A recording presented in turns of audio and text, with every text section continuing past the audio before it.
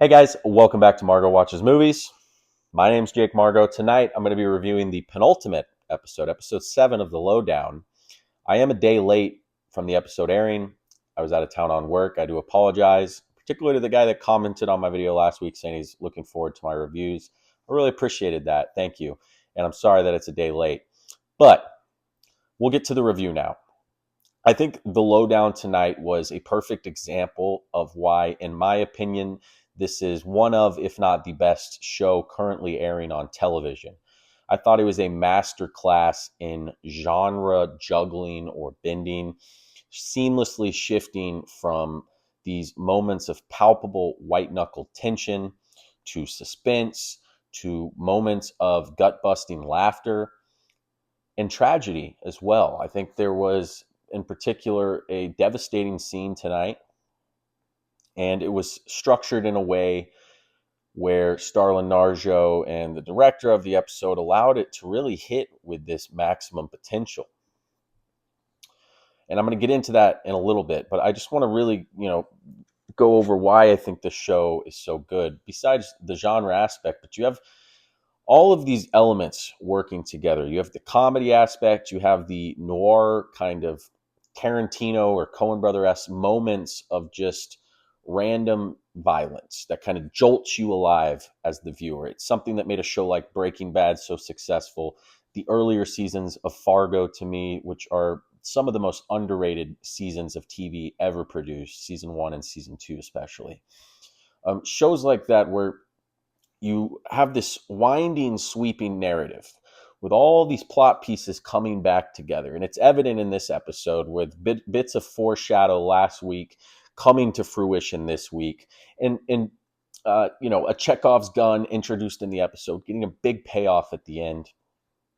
I just think everything on this show is so well thought out. It's so detail oriented where everything that happens within the story, I'm never sitting there going, oh, that just happened because the plot needed to progress forward. I think this is just a masterful example of allowing the characters that the writers have shaped and the choices that they would naturally make to let the plot play out organically within those choices.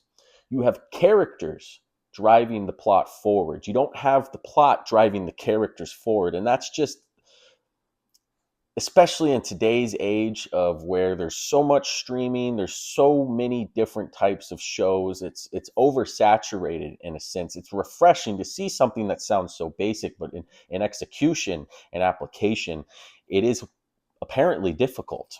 And look, have I ever written a screenplay? I've tried. It's really hard. Okay, so I'm not like here to preach from a soapbox or anything, but these are just basic things that as someone who has spent a majority of his life reading novels, playing story-driven games, have a deep love and passion for movies, for television shows. It's the story that always draws me in, and the characters within the story. And this show is just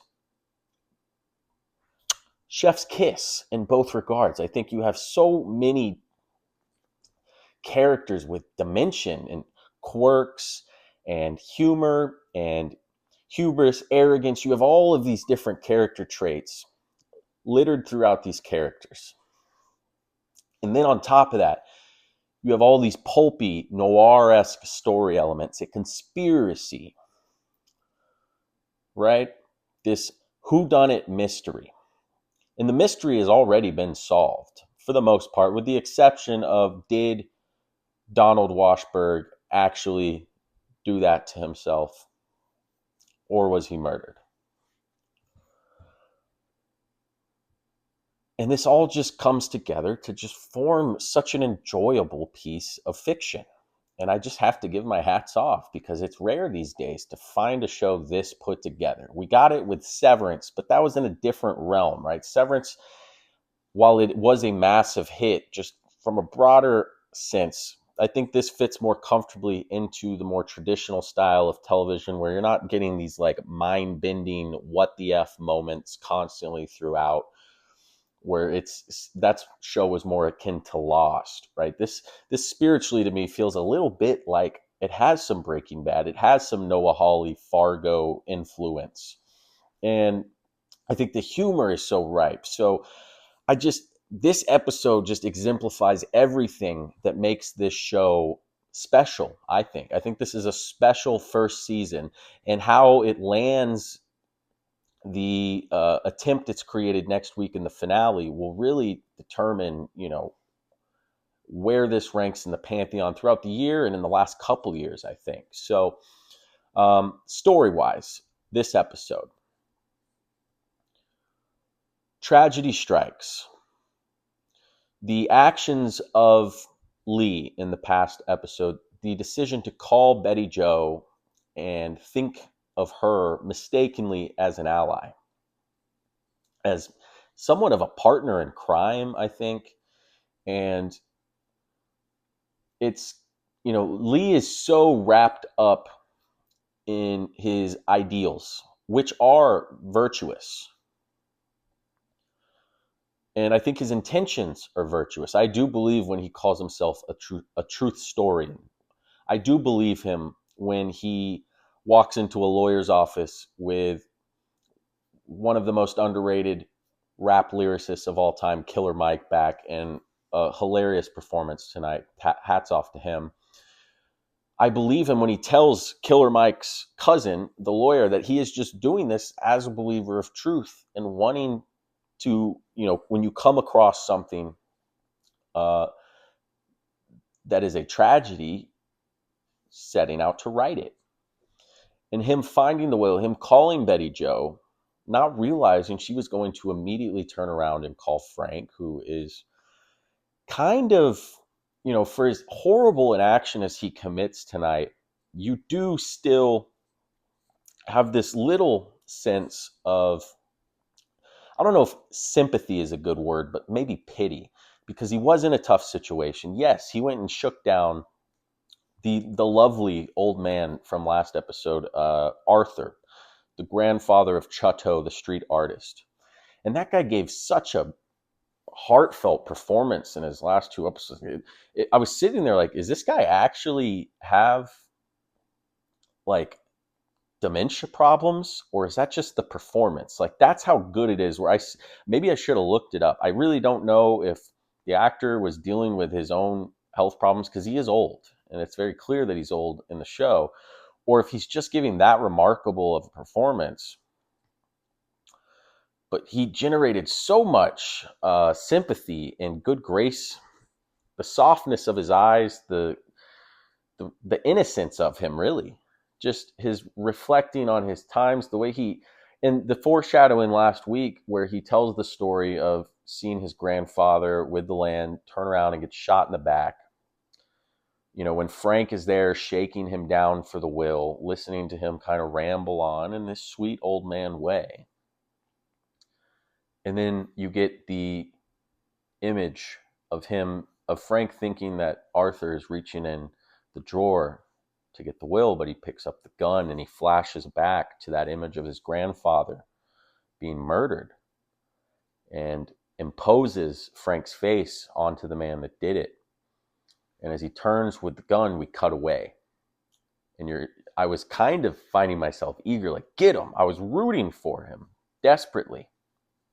And I thought this show, who has done such a good job with some of these twists, killing off other Arthur, the redheaded guy, I thought that maybe they would go that route and he would actually succeed, and that in itself would be kind of a shock.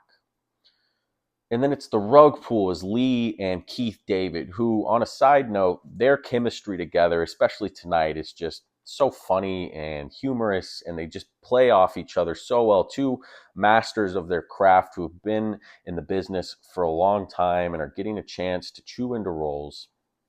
And as these two, really, they should have been partners in crime for the whole season. As they pull up to Arthur's house, you see people gathered around, and you see the lower half of his body through the door frame with a bullet, and you know that Frank shot him. You do see Frank kind of in distress about it. I didn't have a choice. It's like, you did. You didn't have to go there. But, as the episode ends with him going to retreat to the church, and what was interesting to me was Lee and Keith David finding, being in pursuit of Frank, calling the police, giving them a name, a description of the car, a license plate, and him seemingly to get away. It's interesting, as we've set the scene with that cop fever dream where Lee was kidnapped. Did they let him get away? And as the episode ends with Lee showing up hilariously saying, I got a little Hunter S. Thompson left in me, and stupidly walking into this den of lions, pulling a gun and demanding Frank, the episode ending on a massive cliffhanger of this new pastor saying to shoot him, we're left to wonder how the final episode will play out. So, with all that said, I want to touch on a couple other scenes I thought to be quite touching and deep. Not touching, actually sad in a sense, where with Lee showing up to the father-daughter, the parent-teacher conference, kind of explaining his whole ideology of how he wants to raise his daughter, and her just kind of being like, I just want my dad. And it was sad because Lee feels he's on this righteous path. And it is preventing him from being the parent that he needs to be for a daughter who truly does admire him. She was very truthful when she said, I admire you. But she was also very hurt, and deservingly so. So, that was a pretty heartbreaking scene. And I think the scene between his daughter and the kind of eccentric old guy with the bow tie who runs the antique shop, him kind of laying out the themes of the show. There's always going to be men like Lee fighting corruption. There's always going to be corruption. And you can cut one head off, but two more will grow in its place. This was a heavy episode. It was a humorous episode. It was just juggling so many genres and tones, and it all worked succinctly for me. I thought that this was a fantastic episode, nearing, as far as like a television episode could be, it was nearing masterpiece episodes. And yes, it was kind of missing the flavor of the Peter Dinklage episode, which I still might lean towards as maybe my favorite episode of the season between this and that. But I just think this was just everything that makes this show great. It's a reason why I consider this to be a special show. I'm surprised more people aren't talking about it. This is easily up there with Severance as the best show of the year, I think. And it's two different flavors there. But this is great. And I'll probably give this episode a 9.4. So that's my review for the night. I am a day late. I apologize, but got to work. Got to handle my business. So I'm back now. Let me know what you guys think about the review, about the episode. I'd love to hear your thoughts. Where do you think we go in the season finale? But yeah, give me a like if you enjoyed the review. Give me a subscribe if you have been enjoying these. If you like the channel, I'll have more reviews in the future.